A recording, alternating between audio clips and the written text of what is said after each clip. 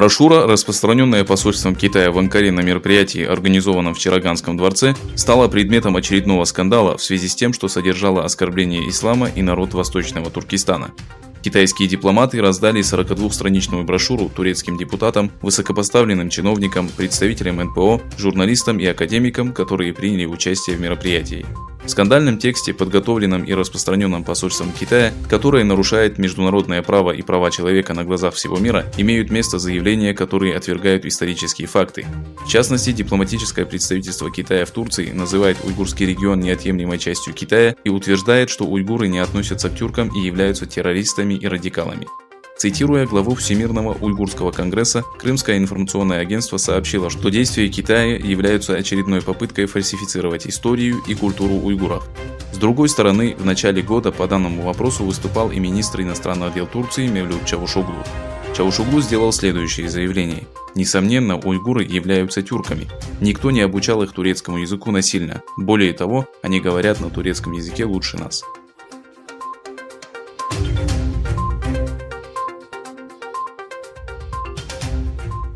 Бывший вице-президент США и кандидат в президенты от Демократической партии Джо Байден выступил против Китая, который содержит миллионы людей в концентрационных лагерях. «Я не понимаю, зачем держать миллионы уйгуров и других тюрков в этих лагерях.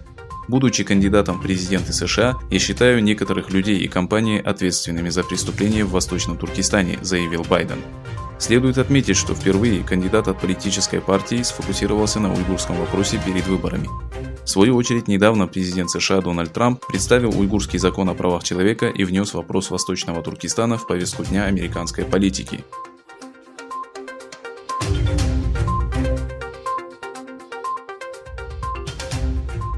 В ответ на принятие Китаем нового закона о национальной безопасности для Гонконга, Англия проложила путь к британскому гражданству жителям своей бывшей колонии.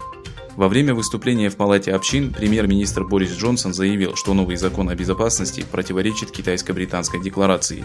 Отметив, что закон противоречит особому статусу Гонконга, Джонсон сказал: «Если Китай продолжит идти по этому пути, то мы предоставим тем, кто имеет статус жителя заморских территорий и является владельцем британских национальных зарубежных паспортов, возможность жить и работать, а также подавать заявление на получение гражданства».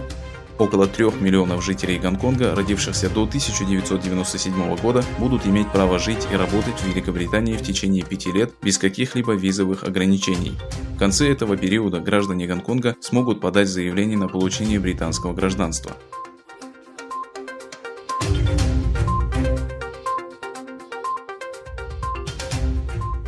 Во время пресс-конференции в здании Министерства иностранных дел США госсекретарь Майк Помпео подчеркнул, что версия закона о национальной безопасности, разработанная и принятая китайским правительством для Гонконга, уничтожила верховенство закона в регионе.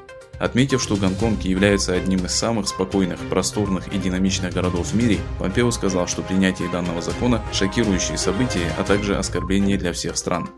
«Мы будем продолжать следовать указаниям президента Трампа об исключении Гонконга из его особого статуса», подчеркнул госсекретарь США.